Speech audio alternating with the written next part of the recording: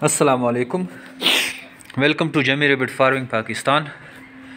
सुबह बख़ैर दोस्तों। हमारे ग़ुलाम मुस्तफ़ा भाई कराची से, इसको हमने ट्राई सेट दिया है न्यूजीलैंड वाइट का।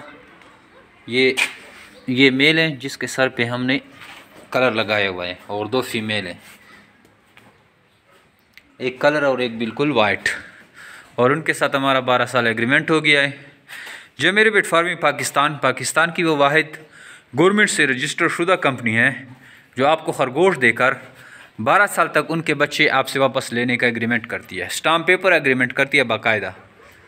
हज़ारों की तादाद में लोगों के साथ एग्रीमेंट है, और वो आसानी से अपने पैसे कमा रहे हैं। अगर आप भी कोई आसान कारोबार का सोच रहे हैं तो आज ही जमी rabbit farming Pakistan group visit करें, वहाँ से मालूमात लें और जमी रैबिट फार्मिंग पाकिस्तान कलंदराबाद ब्रांच पे आके अपने खरगोश उठाएं और अपने आसान कारोबार का आगाज़ करें। थैंक यू, अस्सलाम।